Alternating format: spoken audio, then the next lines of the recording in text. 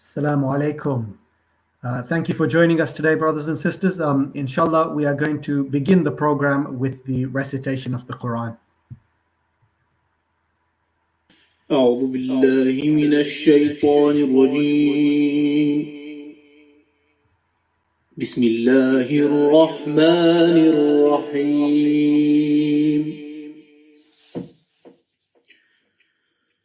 والنجم إذا هوى ما ضل صاحبكم وما غوى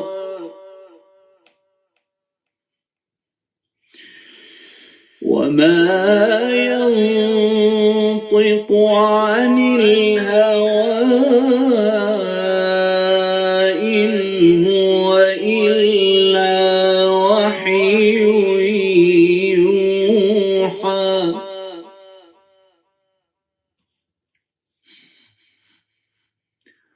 علمه شديد القوى ذو مرة فاستوى وهو بالأفق الأعلى ثم دنا فتدلى فكان قاب قوسين أو أدنى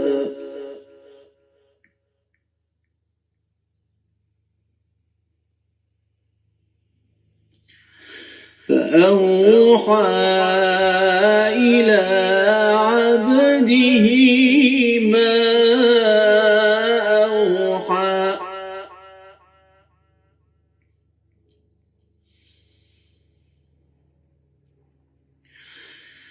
فأوحى إلى عبده ما أوحى ما كذب الفؤاد ما رأى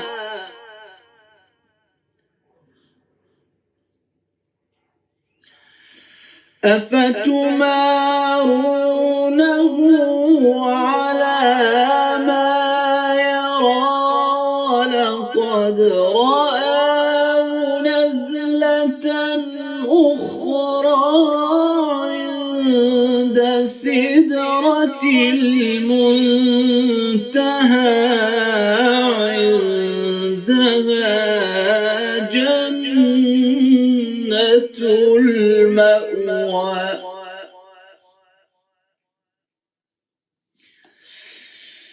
إذ يغشى السدرة ما يغشى ما زاغ البصر وما طغى لقد رأى من آيات ربه الكبرى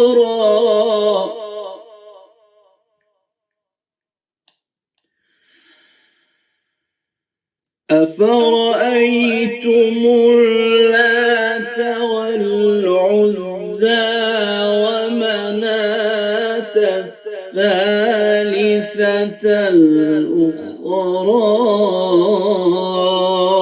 ألكم الذكر وله الأنثى تلك إذا قسمة ضيزى إن هي إلا أسماء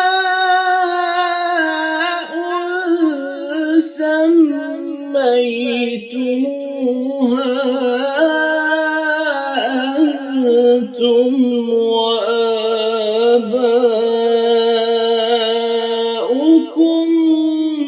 ما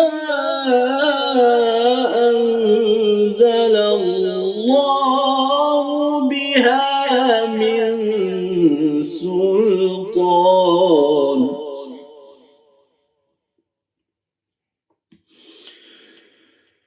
إن يتبعون إلا الظن وما تهوى الأنفس ولقد جاءهم من ربهم الهدى أم للإنسان ما تمنى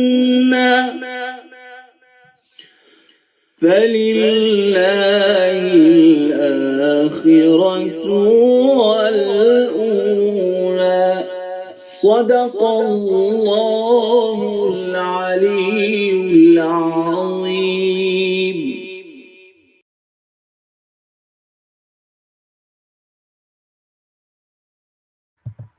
Thank you very much for that beautiful recitation. Today we are very fortunate to have with us Dr. Joshua Ralston. Joshua Ralston is a reader in Christian-Muslim relations at the School of Divinity, University of Edinburgh, and director and co-founder of the Christian-Muslim Studies Network funded by the Henry Luce Foundation. He has published widely on Reformed theology, Christian theological engagements with Islam, Arab Christianity, and on political theology. His monograph, Law and the Rule of God, A Christian Engagement with Sharia, was published by Cambridge University Press, and he has co-edited 2 books, Church in an Age of Global Migration, A Moving Body, and Religious Diversity in Europe, Comparative Political Theology. He is currently working on a monograph tentatively entitled Witness and the World, An Approach to Christian-Muslim Dialogue. Prior to moving to Scotland, he was assistant professor of theology at Union Presbyterian Seminary in Richmond, Virginia. He earned his undergraduate degree in philosophy at Wake Forest University before going to study world Christianity at Edinburgh, divinity at Candler School of Theology, and Christian theology and Islamic thought at Emory University. Inshallah, today he's going to be speaking to us about law, justice, and Sharia in Christian-Muslim dialogue. So without any further delay, I hand over to Joshua.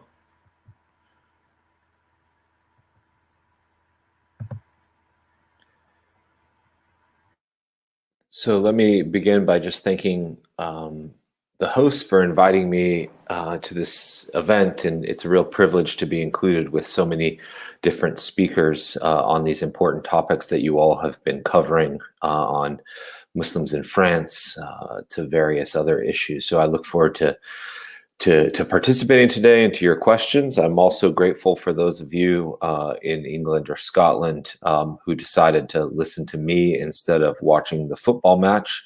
As I was making my way through Edinburgh today, you saw quite a bit of rowdy Scottish fans excited about their probable loss tonight. So I'm grateful for all of you for coming out.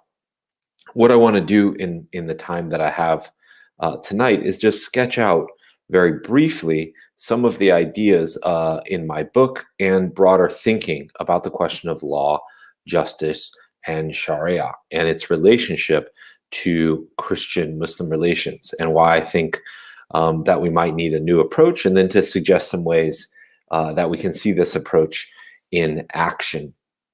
When we talk about the issue of Christian-Muslim relations, specifically the issue of Sharia, we often are immediately brought to mind of issues of confrontation between the two religious traditions in all of their diversity. Think, for instance, of the long history of Christian and Muslim encounters.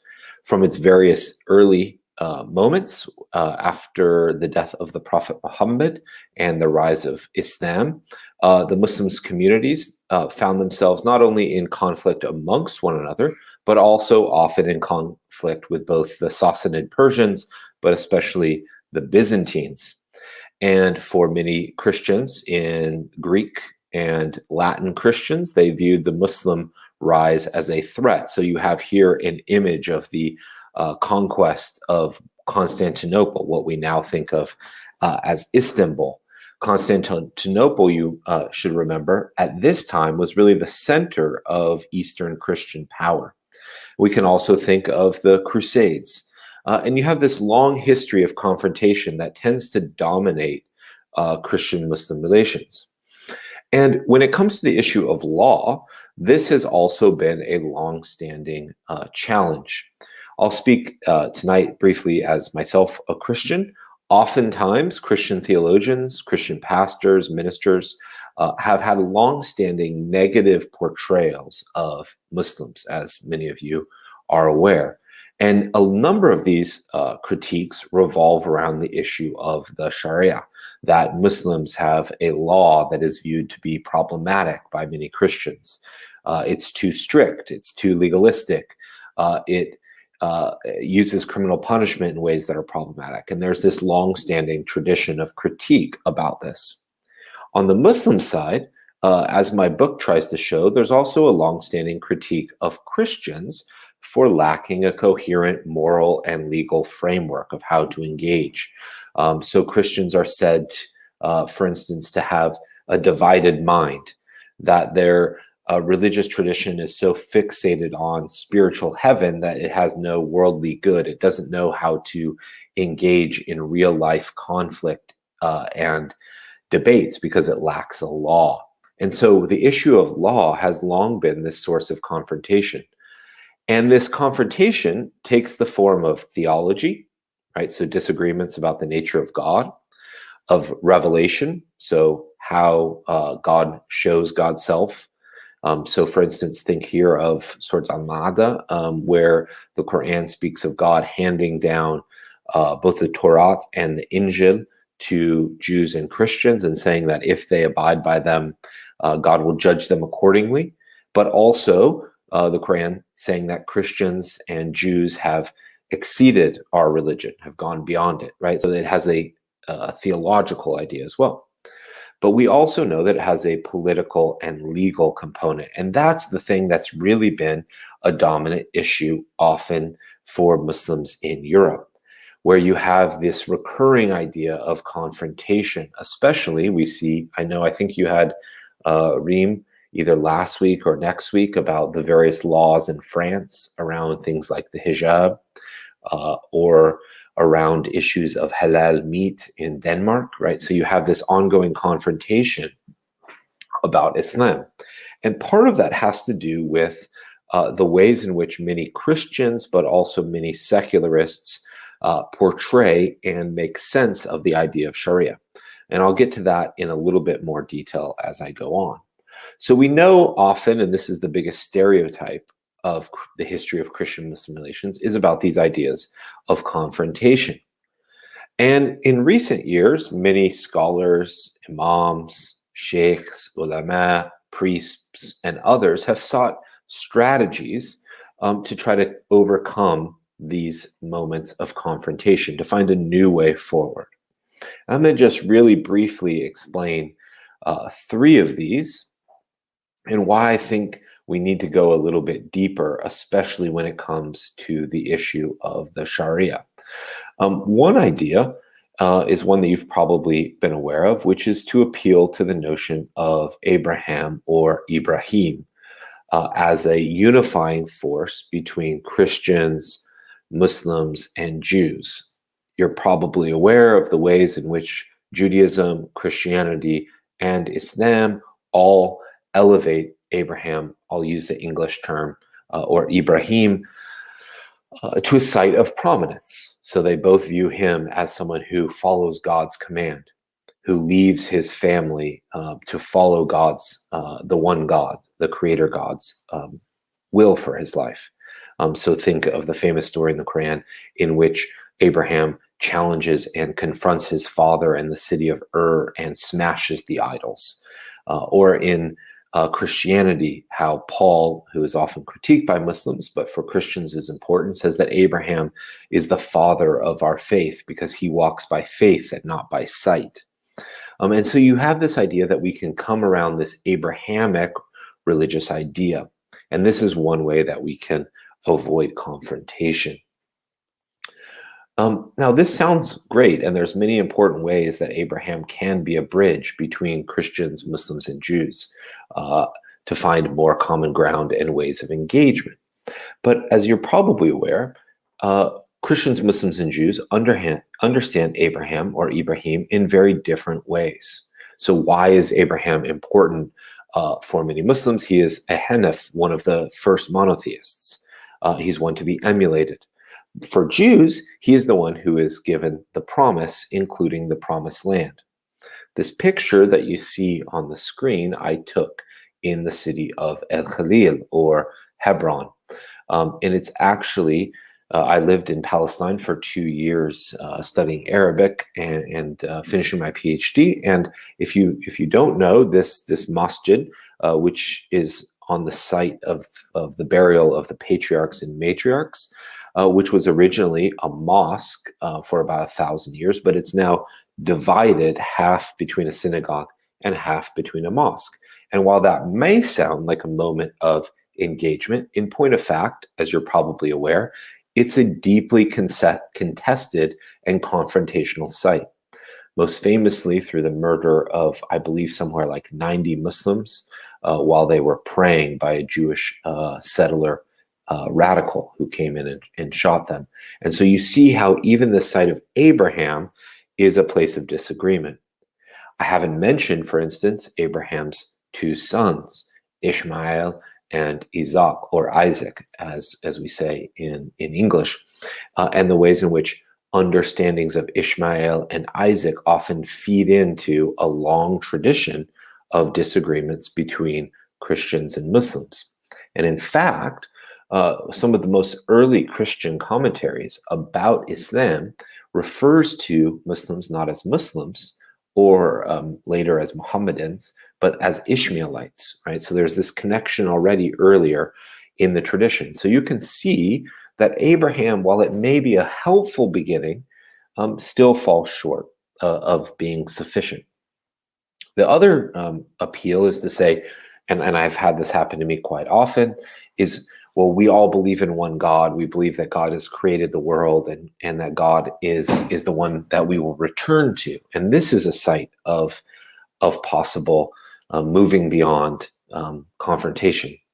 Now, I don't want to spend a lot of time on this, but you probably are aware of the ways in which ideas about God, while Christians and Muslims and Jews have shared many concepts and have been influenced both by revelation, but also by philosophical ideas, that God, especially between Christians and Muslims, is an issue of considerable debate.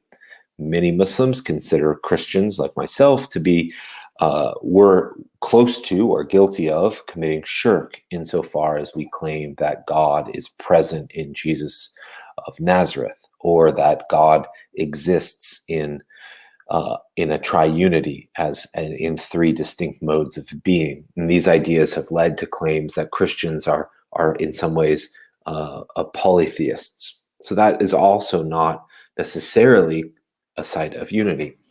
One of the most common and most dominant ways, though, especially if we move away from the area of theology and scripture to the area of social activism and interfaith dialogue, is to say, well, let's focus on justice.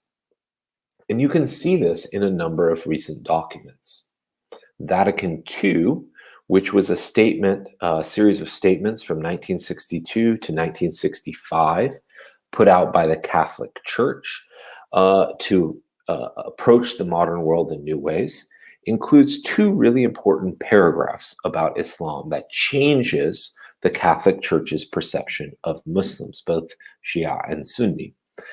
In those documents, most famously one called Nostra Aetate, in the 3rd paragraph, it says that Catholics recognize that Muslims, like them, worship the one God and venerate the prophet Abraham and celebrate the Virgin Mary and venerate also Jesus of Nazareth, even though they do not believe that he is God. And then it goes on to say that despite our many similarities over the centuries, we've had a great deal of quarrels. So think of the confrontations. And it urges everyone to leave behind these quarrels and instead focus on the quest for dignity and justice, right? So the idea being that yes, we have similarities, yes, we have differences, but the better way forward is to focus on commonality, on engagement with social issues or justice in the world. You can see something similar in the Muslim document, the Common Word, which was written, I believe, in the year 2006 and 2007 as a response to then Pope Benedict's negative comments about the Prophet Muhammad. In that document, it says that the love of God and the love of neighbor are a shared foundation where Christians and Muslims can come to a common word together. And it's this idea of justice that becomes quite important. And while I am certainly committed to this and think it's an important way forward, one of the things that my book and my research has noticed is that oftentimes that can be a way to avoid some of the more challenging questions facing Muslims and Christians and secularists in our society today. Let me give you an example.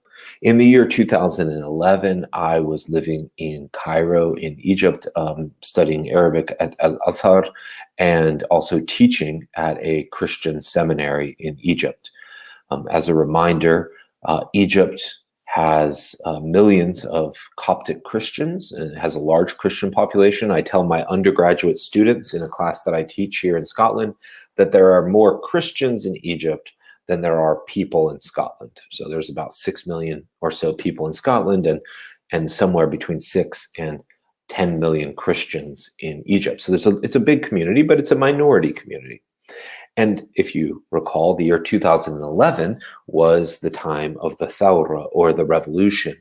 And you had in these moments great examples of Christian-Muslim solidarity, of people going together to Tahrir Square to protest. Some of you have maybe seen the image of Christians surrounding Muslims as they pray. But at the same time, there were also during this period a great number of conflicts, of rumors that Christians had converted to Islam or Muslims had converted to Christianity that caused there to be tension.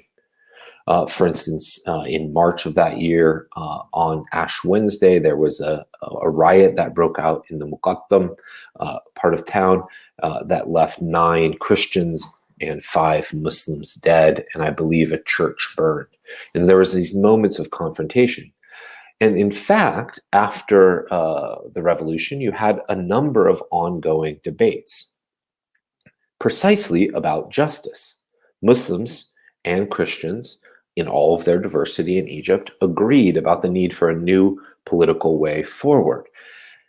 But they couldn't agree on what that entailed, of what justice looked like. Should Egypt continue in its practice of allowing church buildings to be built, but only occasionally?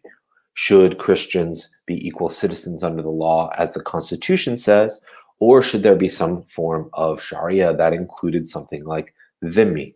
These were huge and ongoing debates. So what you see here is that justice is just as much a part of the debate as it is a strategy to go forward. And importantly, especially in the West, one of the biggest questions is that of,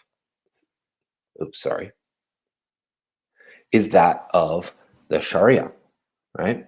I could go through a long list of ways that the Sharia has been debated in Europe, in the United Kingdom, and elsewhere.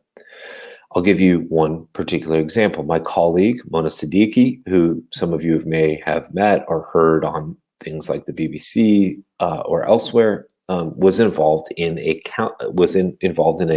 government-related decision to review Sharia councils, looking at both Sunni and Shia communities, and asking the question of whether or not English and Welsh law, not Scots law, it's slightly different, should have a space for Muslim marriages and divorces. And this caused a great deal of consternation, not only amongst the government, as well as amongst Muslim communities, but also in the general atmosphere of debates.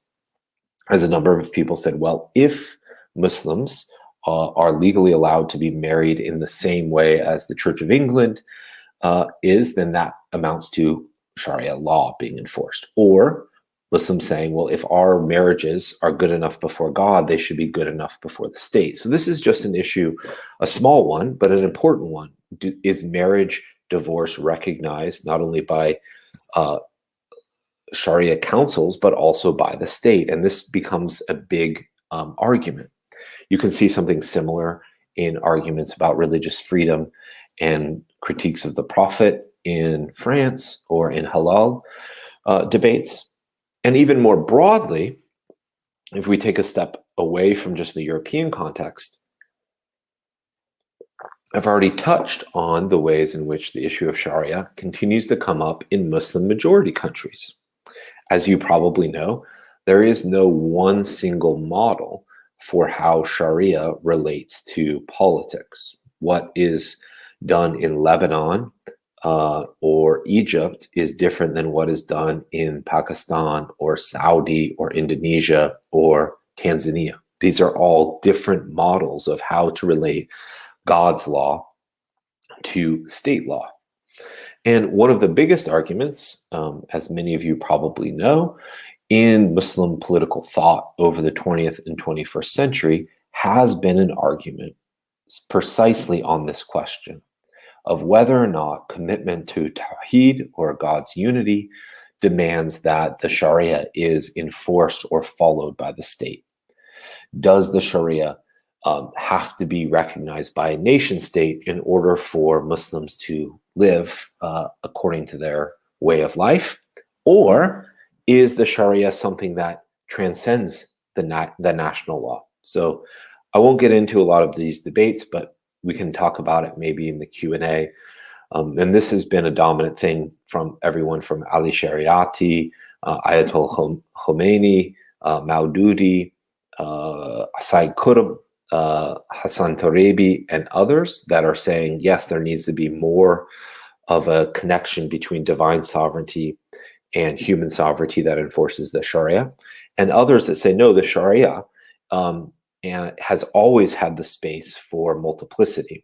And this is why the idea of fiqh becomes important. The idea that human understanding of the Sharia is not necessarily equal to God's rule. And so we can see, whether it's in Muslim majority contexts or whether we're talking about Western context with a Christian legacy and some sort of political secularism, how debates about justice and the Sharia continue to be animating. And one of the things that I've noticed is that, coming from my own perspective, you can tell that I'm American. I've been in Scotland now for 6 years. But as an American Christian who's engaging with Christian theologians and political thinkers, as well as Muslims, is a frustration at the ways in which many Christian thinkers, as well as secularists, view the Sharia. Right? So the Sharia, in all of its complexity, in all of the different, my primary focus has been on Sunni Islam because that's where I've lived, and I don't have any Persian or Urdu, and only have Arabic. Obviously, there's a large Shia population that speaks Arabic, but we'll just say that I've mostly looked at Sunni thinkers, but also some Shia. But the ways in which, for instance, the different madhabs understand various issues, the different ways in which the hudud punishments are either enacted or not. And even more broadly, if we took a longer view of the varieties of Muslim positions, the different ways that various Muslim governance, whether that is the Umayyads, the Abbasids, the Fatimas, the Sassanids, or others, have related the Sharia to government. Now, of course, in Sunni Islam, whoever is the Imam or the Caliph has a right to commend the right and forbid the wrong, and to make sure that the Sharia is available. But at the same time, there is a recognition that the civil state, or the dunya, is not the same as the deen, right? The deen needs to be protected, but it isn't the same. And so you have various thinkers thinking about the complexity of Islamic political thought. And rather than Christians and secularists and popular commentators recognizing the variety of ways that Muslims have thought and continue to think about the Sharia and the state, there is instead this sort of stereotype of all Muslims as seeking some sort of theocratic rule. And so what my book tries to say is there a better way to do this than fall on simplistic, essentialist ideas? Christians are secularist, Muslims are theocratic. Or Christianity is a religion of love, while Islam is a religion of law. And instead, notice the ways that both religions are concerned with both God's sovereignty and what it means to live in the world today. So both religions agree that God alone is sovereign, that God is Maliki Yom Ad-Din, the master of the day of judgment, the one who will judge what is right and wrong, and that all of our lives are to be lived in light of this. And yet we have different ways of conceptualizing what that means in the time between the times, the time between God, when God is revealed, God's revelation, and when God will set the world aright. And so what I try to develop is a way of doing political theology in a comparative idiom that takes seriously Muslim critiques of Christianity, as well as the variety of Muslim thinkers on this issue. And the main idea is that we can engage in a critique that recognizes difference, but also recognizes moments of surprising overlap and engagement. I won't spend too much time going into great detail about that argument, but one of the things that really pressed on me about this was in reading Muslim critiques of Christianity. And these begin very early, of course, in the Quran itself, in some of the early literature, but also in later thinkers like the Mu'tazilite Abdul Jabbar or Ibn Taymiyyah, who I'm sure you're all familiar with, but also in modern day Muslims, everyone from Ali Shariati in Iran to Hussein Nasser, Iranian American, to Fadullah in Lebanon, to Al-Attas in Malaysia, all have these are a wide range of different Muslim thinkers, or Fazl Rahman. These are a wide range of different Muslim thinkers. They come from different perspectives. Some of them we might call Islamists. Some of them are very traditional and conservative. Some of them are reformists. But all of them share this critique of Christianity Western Christianity at least, that I think is really profound. And it goes something like this. I'll use an example of the life of the Prophet. Many Christians, when they look at the life of the Prophet, if they're open-minded and engaged in seeking something positive, will recognize the power and import of Muhammad, especially in Medina. There's this sense that in Medina, the Prophet Muhammad is preaching the oneness of God, calling people to worship, seeking justice. And you have many Christian thinkers, Montgomery Watt here at Edinburgh back in a few decades ago, or Kenneth Cragg, an Anglican bishop, who will write stories or views of the Prophet that elevate the Meccan period and say that during the period in Mecca, the Prophet is to be elevated.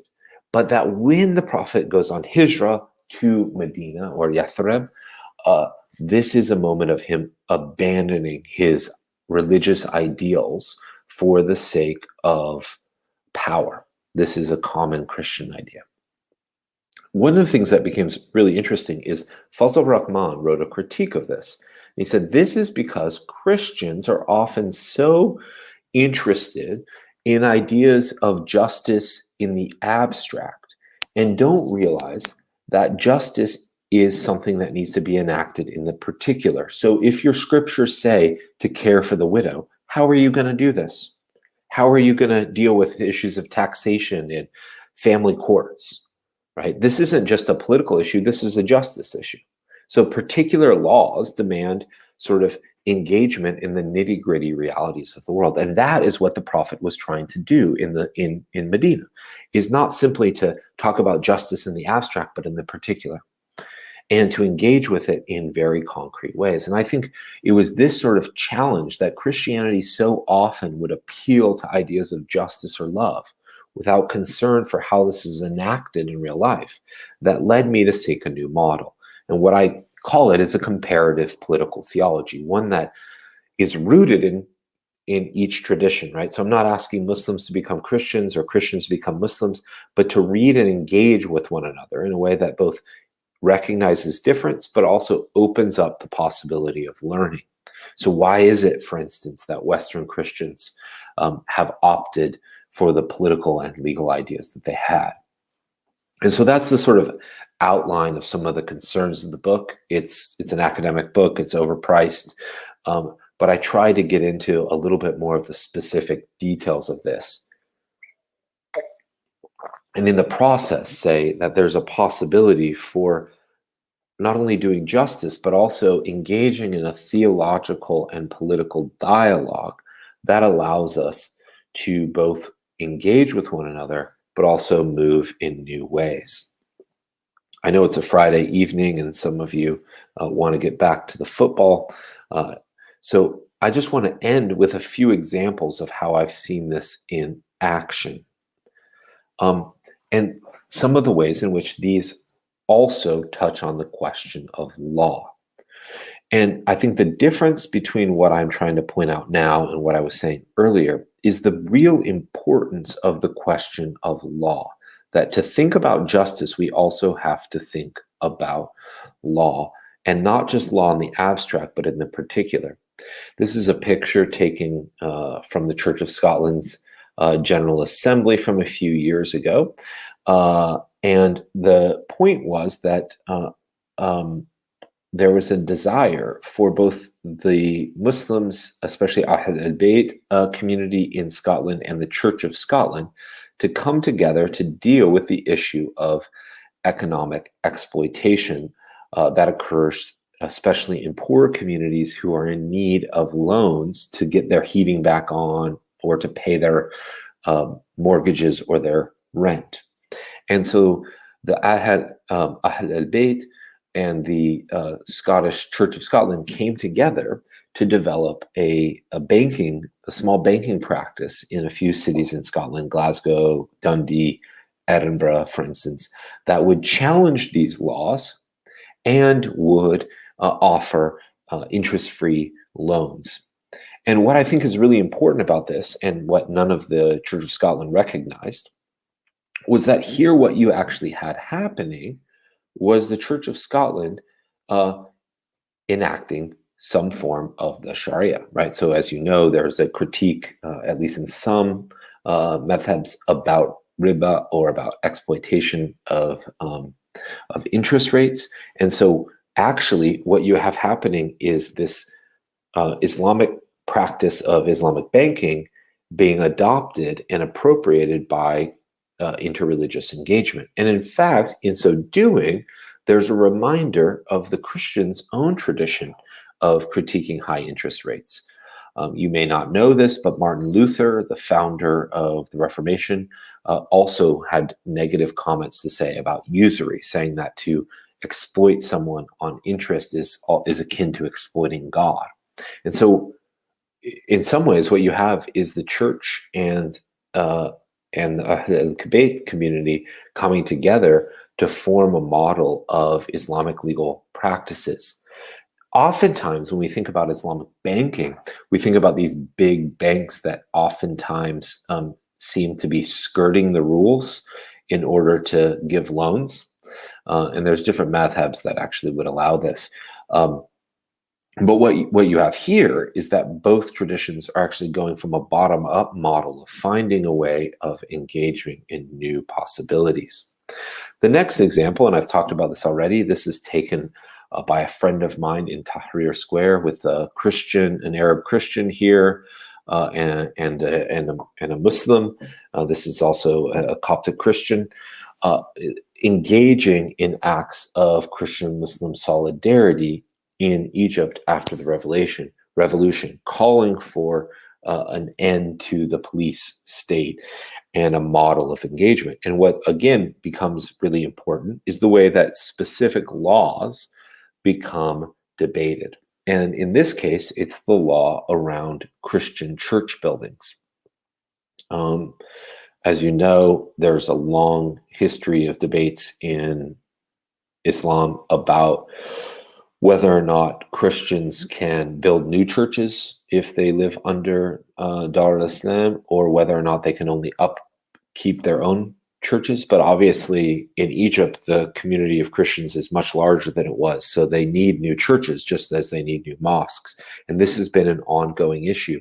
And while you've had many Muslim communities arguing against this idea and saying, no, there only needs to be a renovation, there's also been examples of Muslims engaging on behalf of the Christian minority population to say, insofar as this remains a Muslim society, we also need to respect the rights of the religious tradition. So you have a different interpretation of dhimmihood, right? So instead of it just being about upkeep of churches, it's saying, no, the maqasid or maslahah of the law allows for this. And so here in these two examples, you see ways in which, yes, justice is being sought, but there's a much deeper and richer engagement with the question of Islamic and Christian and secular law.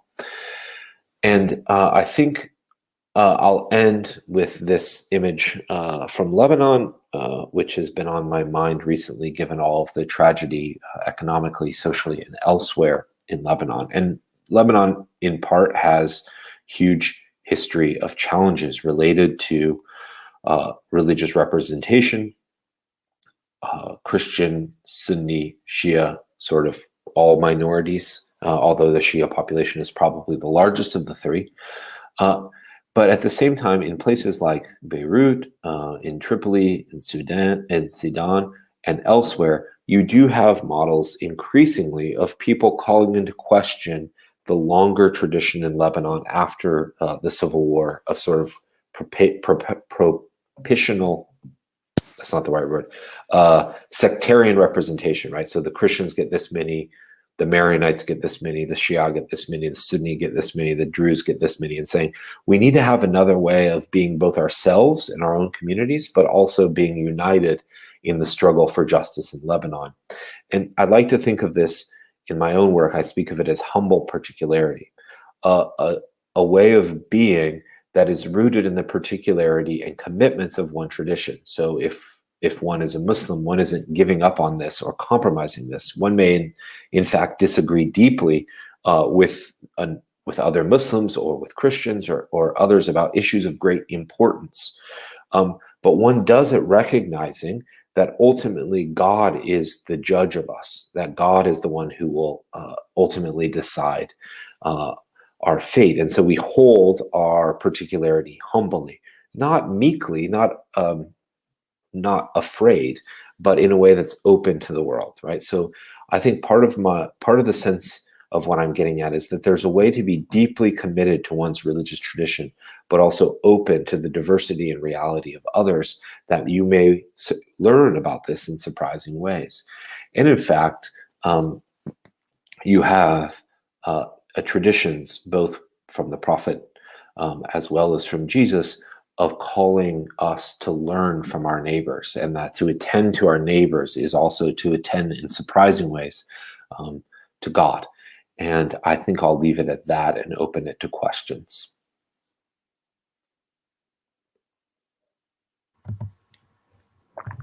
Thank you very much for that very informative talk.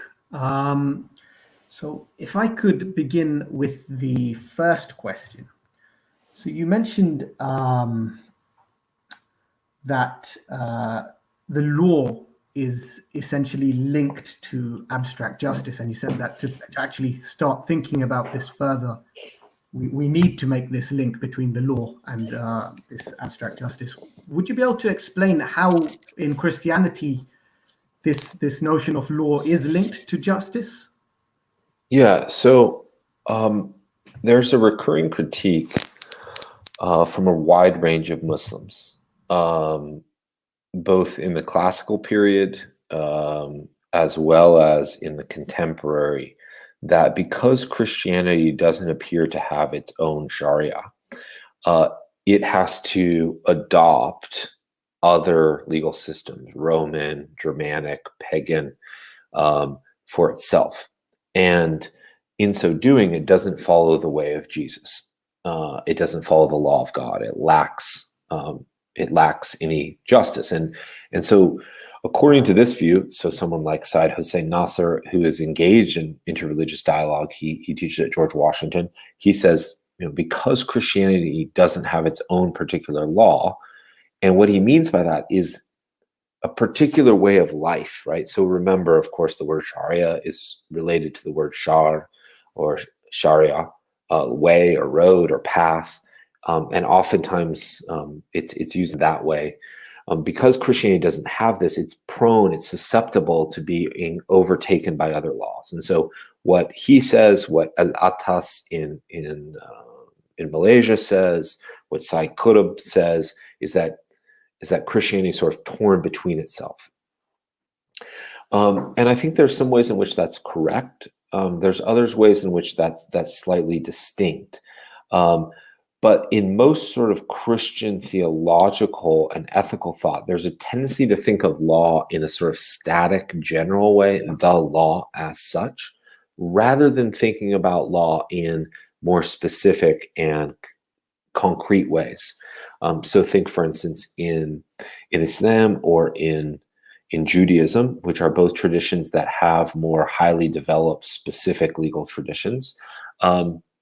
And I'm a Protestant, so we're even the most guilty of them all, right? So Catholics would still have some legal traditions, like to eat fish on Friday, not to eat meat on Friday. Greek Orthodox have a process of fasting. So there are some of these legal traditions. I'm not saying it doesn't exist. But by and large, there isn't this sense that law is about the way in which one lives in the world. And I'm not saying Islam is all law. It's not that at all. But that law is actually bigger than what many times Western Christians think of.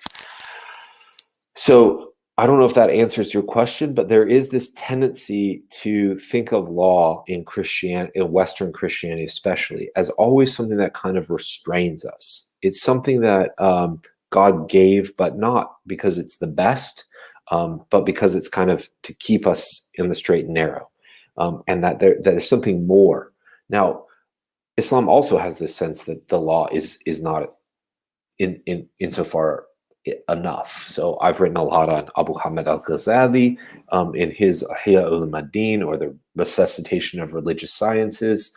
He talks a great deal about how the law is important, but if we're not attending to our qalb or our heart, that's not going to be sufficient. We can do all the external actions of the law and still not be drawn closer to God.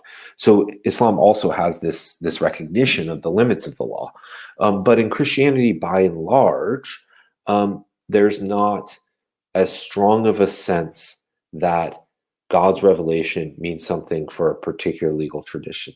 I'll give you maybe an example that I can talk about, a juxtaposition. So there's a tendency in Western Christian church writing to say stuff like, don't exploit the poor, right? But there's not something that says, don't exploit the poor by charging interest, right? Those are two really different things. So one is a general ethical command, and the other is a general ethic command followed up by a specific concrete, let's say, fatwa, right? A non-binding legal judgment. I think that second one is something that Christians can really learn from, to find more of this. And the other thing that, just to say, is that oftentimes not only Christians, but also many secularists or cultural Christians are unaware of how deeply still the societies that we live in are influenced in specific or non-specific ways by the legacy of Christianity. So while we may not have something that is an explicit Christian law, many of the laws in England and Wales and Scotland, because there's different laws slightly between those two models, are still nonetheless influenced by the legacies of Christianity. So I have a colleague who works on the criminal justice system in Scotland and looks at the different ways that Calvinist ideas about atonement shape criminal punishment, but they're not explicitly linked as much. I co-teach a class on Islamic law here at Edinburgh with divinity students as well as law students, and students are often surprised especially divinity students, the law students know it more, about how deeply Christian some of the legacies of laws in England and Wales and Scotland are. But that's just sort of an example in which even when the law has been influenced by Christianity, it's also often in a much more abstract way or general framework than in something that is more akin to specific rulings or fatwas, right? So there's not, if you look at a fiqh book, whether you're Hanafi, Jafari, it's a lengthy thing. There isn't something like that in Christianity. Now, there is Catholic social teaching or canon law, but even canon law itself distinguishes in much stricter ways between canon law and civil law that isn't akin to how the Islamic legal traditions have thought of that. Thank you. Yeah, that does help to clear that up. We've got a further question just come in from YouTube that follows on from this. What is the source of law in secular government contrasted with the source of law in theistic culture? Yeah, so I would say that for a Muslim or a Jew or a Christian who would say that God is the giver of law, right? Yet, even if I say that all of my life I'm responsible to God, and that God has given the law. So in the case of Islam, you have this notion of God handing down the Torah, the Injil, and of course the Quran itself. And you also have references in the Quran to following the curriculum or following, Sharia doesn't, the term itself isn't in the Quran that often. So there is the sense that God there's a divine origin. But of course, as you know, saying that all of our laws are to be a reflection of God's law doesn't necessarily mean we know what any given context, what God's judgment on any given context is. And that's why you have the long tradition of fiqh and the need to discern this. So of course we want to go to if you say that it's from God, then you want to go to the divine sources, whether that, depending on if you're Sunni or Shia, of course, the Quran first and foremost, hadith or the history of the Imams. But then of course you have things like disagreements about that, disagreements about what that means. Even if you agree about a hadith, this changes in a different context. So even if you say that the source is God, you're still left with the question of, how do I, in a given context, sometimes it's clear, sometimes it's not. So, that would be one thing. In a secular government, now, this varies from traditions to traditions. You have some traditions that are much more sort of by the will of the people. Like, so if the law is something that's elected by the will of the people. You have others that have more of a natural law, natural rights idea, which is often sometimes tied in the West to Christian ideas, right? It's because God has given a law not through revelation, but through nature, which is something that the Islamic tradition also has. We can discern these in given contexts. And you have some secular governments that are going to argue that it's purely constructivist, right? It's something that we decide through the people. But there is a variety of different positions, and I think some of the secular governments are much more open to the variety of perspectives, while some of them are much more ardent. Unless it's from the will of the people, there can't be anything. But you're right to say there is this idea, especially in Western democratic governments, even if there's a variety of those, of the law emerging from culture, from the will of the people. But even then, sometimes, in the history of Europe, you still have the legacy of appeals to Christianity in that. So, that's the beginning of the answer. But I do also think it's important to say that secular governments vary quite widely. You have some secular governments that view laws, any appeal to religious law, as a challenge to them. In certain forms of ardent French laissez-faire, or pre-Erdogan Turkey. But then you have other forms of secular government that are much more like they're not they're what I call, they're not ardent secularists. They're something more like pluralists. We don't enforce any one religious tradition, but we give space for all of them to be debated, right? And so in that case, something like Islamic legal traditions, Jewish legal traditions may come to expression in public space. I mean, this is maybe my American bias, right? Because we are theoretically non-established country, and yet we give space for a variety of religious expressions. But at the same time, there's also problems with that. So I do think you're right to say the dominant post-Enlightenment idea is that the law emerges from the will of the people, versus in the theistic culture is the law comes from God. And this is the major debate in 20th and 21st century Islamic thought, right? If that's the case, to follow a law that isn't the Sharia, am I committing shirk? Or something close to it? And you have some Muslim thinkers that say, no, unless we have the Sharia, we can't follow God's law. And the others say, no, as long as there's the space to still follow the Sharia under that umbrella, it's okay. So that there's different ideas. Thank you. So we've just got another question coming. Why is it that the media doesn't come to scholars like yourself for comment and questions on Sharia law? It would be very useful for the Muslim community if that were to happen more often. Well, yeah, I think, I mean, maybe I'm not articulate. Maybe I don't have a British accent. No, I think one of the things that I've noticed before I learned Arabic, this isn't necessarily about media, but it's even about academia, is that the things that get translated from Arabic or Persian or Urdu or Malay or whatever are often the most sensationalist. So the most far left reformist Muslims and the most, I'll just use Qutb, I'll just pick on Qutb, most sort of Qutb or Osama bin Laden, right? The radical, I don't want, the jihadi takfirs and the radical revisionists.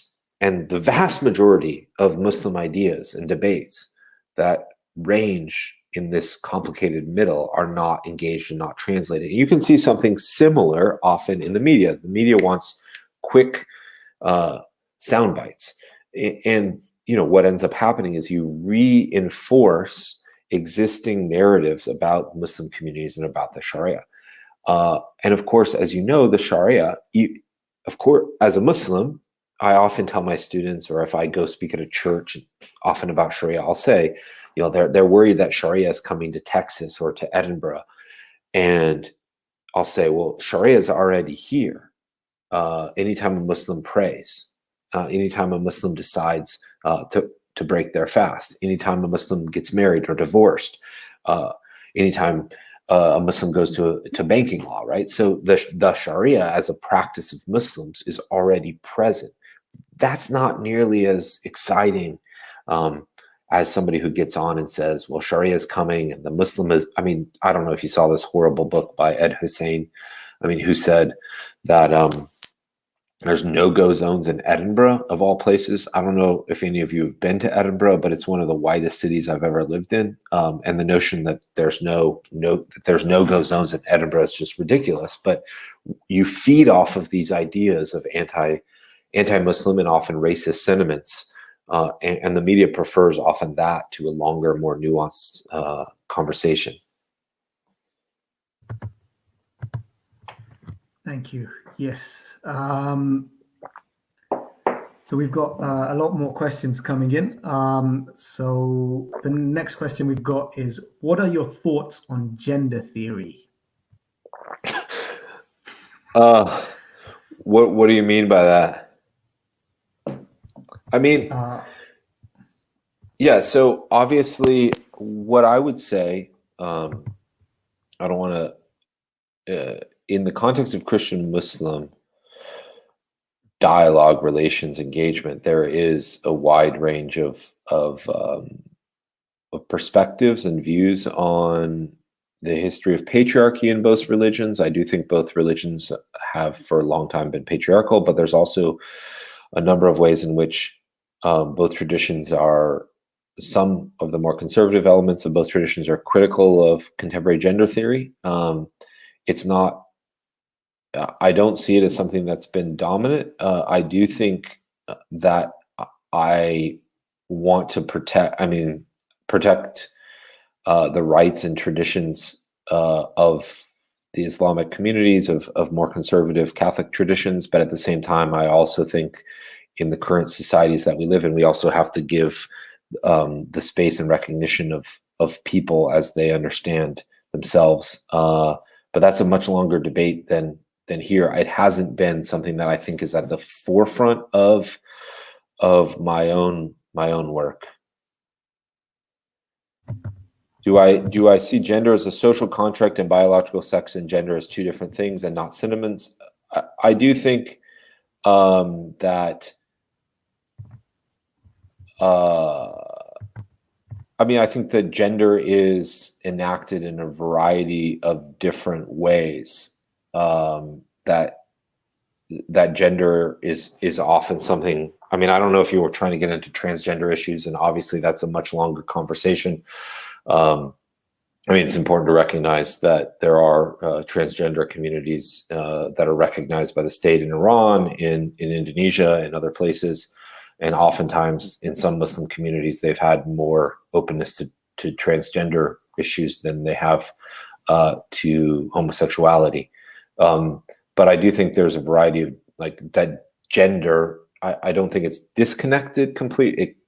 It need not be disconnected from biological sex, but at the same time, my mother, for instance, was a basketball coach, a math teacher, more masculine in some ways, even if she's also a woman who's married. And in that sense, her gender and her biological sex don't match up under two traditional formulas. But yeah, I don't know. It's not, if you want me to say more about it, it's not, but yeah. No, I think that's fine. Thank you. Yeah. We will move on to the next question. So how would you compare the Christian Democrats in Germany with the AKP in Turkey? Yeah. So, are you talking about the Christian Social Democrats, like the moderate party? You're not talking about the AfD, the more right-wing populist. What I would say, what you're talking about is the fact that there are Christian parties in continental Europe and especially in Germany. I think I spent a lot of time in Germany. I do a lot of work in Germany. They've got a really interesting way of engaging with the Muslim community there. And I think one of the things that you notice is that in Germany, there's a desire for religious representation and religious engagement with the communities, and also for parties to reflect Christian perspectives. And this is in ways that are somewhat different than in the United States, where the Republican Party's often been associated with both right-wing economic practices as well as more anti-Muslim sentiment. In Germany, this is slightly different. In terms of the Justice and Development Party in Turkey, obviously the difference is that, at least Erdogan's been in power for much longer. But insofar as I think that Muslims should be able to engage in politics from a Muslim, I'm asking Christians to engage in politics rooted in their deepest commitments as Christians. So too, do I think Muslims should be able to do this. And that means I'm much more open to some so-called Islamist parties, whether that's the AKP in Turkey or whether that's Ennahda in Tunisia. But I also think that, I don't want to get into debates about Turkey, there also needs to be space for dissent and engagement. I'm deeply committed to social and political pluralism. That doesn't mean I am a religious pluralist that thinks all religions are the same. I don't. I think it's important to recognize theological and religious differences. But when it comes to politics, I think it's important that we bring as many different perspectives into play, and that includes groups like Christian Social Democrats in Germany, the AKP in Turkey, At the same time, we also have to be critical of those parties like AfD, the Alternative for Deutschland, or some forms of Islamist governments, not all, that wish to completely sideline and reject any dissent. But we could say the same thing about certain governments, I won't name them, in the Gulf that are critical, right? That they don't allow dissent themselves. So I don't know if that answers your question, but I do think one of the things that's important is to recognize that Jesus said, according to the Bible, to look at the plank in your own eye before you look at the speck in your neighbor's, and that oftentimes, I think oftentimes Christian critiques of Muslims are ways to evade Christian self-examination of our own history and our own problems and our own injustices. And so oftentimes there's this sort of critique of Islam or of Muslims that doesn't recognize the ways in which Christians have been complicit in very similar things. So how would you suggest dealing with with the kind of difference that doesn't necessarily tolerate the other side? So for example, like in France, the inability to wear religious symbols, which then materializes in things like the inability to wear the headscarf. How do you deal with those kind of issues and those kind of differences? Yeah, I mean, that's a great question. How do you, the reality is, I mean, I had a New Testament professor when I was in seminary who said, you know, it was these sort of more progressive, some of the students are more progressive liberal questions, everyone who's welcome. And he would always say, well, even a community that says everyone is welcome has to exclude the people who are excluding, right? So there is no community that is perfectly open. So I think one of the things, I'm very influenced by an American political theorist named William Conley. He himself is an atheist, but he thinks that atheist and secularist religion needs to recognize that it's religious in many ways. And he argues that we need to include any community that is willing to engage in good faith with their arguments, but we need to find ways to reject those more hegemonic tendencies. One of the problems, of course, I think in the last 10 years is a rise of these increasing hegemonic communities, the communities that reject others, right? So the French version of laïcité, or at least the way it's being enacted right now, where any Muslim dissent is turned into a rejection of Frenchness. Of course, if you're following the Euros, the amount of Muslims on the European team are quite large. Karim Benzema has this comment: when I score a goal, I'm French. When I miss a goal, I'm Muslim. And so you have this ways in which the contradictions of French identity are already present. How do you engage with it? I think it's a different question at a more local level or at a more city level than it is at a larger level. I do think there's a level in which you have to figure out, are the people who want to engage with you, I'm going to speak at an interpersonal level because I'm not a politician. When it comes to politics, there may need to be much more cynical, but not in a bad way, ways of engaging. But in an interpersonal, or at least in a community level, you have to figure out, what are the people who are open to learning and are asking maybe even really problematic questions, but in an open-minded way?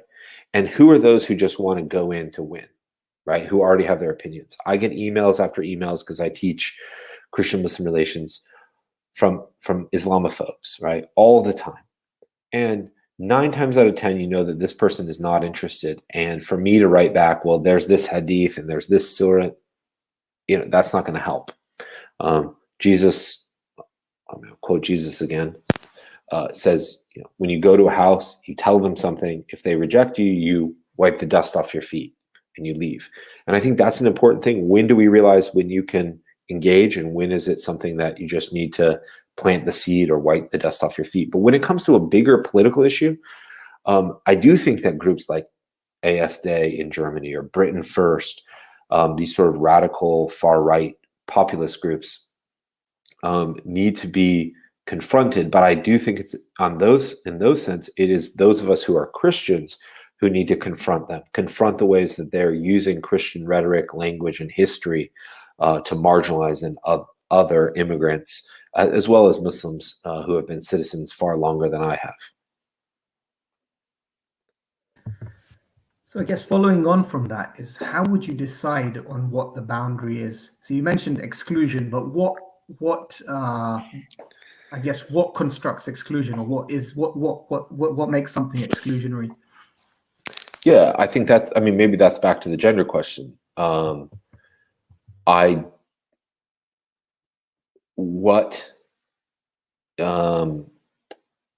obvious that we're in a context at the moment where we don't do particularly well with engaging across difference in debates, and there's a sense in which if one's disagreements with us are so, we predetermine this. Now, the challenge, though, is that there's also justice issues.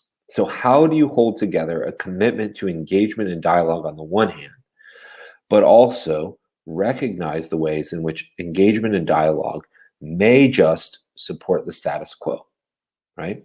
So how, for instance, do we engage in dialogue, debate, etc., on the one hand, but also recognize that some people are in positions of power and that power may be leveraged against other marginalized groups, right? So that's, I think, one of the great tensions. I'm not one who wants to say, let's exclude groups, but I'm also aware that there is moments in which some sort of exclusion or pressure for the sake of justice needs to happen, right? So the decision to divest or offer sanctions against the Israeli occupation, for instance, I think is one of those. That isn't to say that I reject engagement with all Israelis, right? That a person who's born in Israel doesn't necessarily represent the Israeli government, or especially not all Jews. That Judaism is not itself to blame for the occupation, right? But so how do you balance those sort of things? And I think that becomes a really challenging moment. And it's one that takes wisdom and discernment, and that's discerned on a case-by-case a case-by-case basis, right? Like, so the other issue, and this is why I don't think justice is necessarily as straightforward, is that we have different conceptions of what amounts to justice, right? What is the just thing in the context of war? What is the just thing when it comes to financial issues? What is the just thing when it comes to the history of colonialism? These are all debated ideas, and I think part of what my book and my work is trying to do isn't necessarily offering solutions, but to say, is there a better way to engage in a dynamic way that recognizes that law? And I think this is really important for me, that law itself has always been contested. It's never been like a settled thing. It's always being reevaluated, readjusted when it comes to particular legal frameworks, legal court cases, and as it comes to particular trials. There's always this dynamic sense, and the balance between how do we do justice and how do we engage across difference is one that always is going to have to be sorted out, and it's going to have to be decided in different ways and in different contexts. And I think having the kind of wisdom to figure out what in one context is relevant versus another is vital. Thank you so much. I think we are going to have to end there as we have reached Maghrib time. But thank you so much for joining us. I think we were just beginning to get into sort of very interesting territory. Yeah. So hopefully we can have you back at some other time, so we can continue from where we left off. Yeah, maybe one time actually in London instead of via. Yes, via the hopefully internet. once we open up again in person.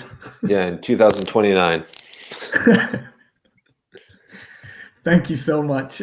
We will be continuing our weekly Friday talks. Next week, we have a talk on Wiladat of Imam Ali Rada by Sheikh Ja'far Muhibbullah. And the following week, we have a talk on Is Laissez Still Liberal in 2021 by Rim Saro Alouain. So please do try and join us for those. Thank you very much for joining us today. And inshallah, we'll see you all next week. Assalamu alaikum.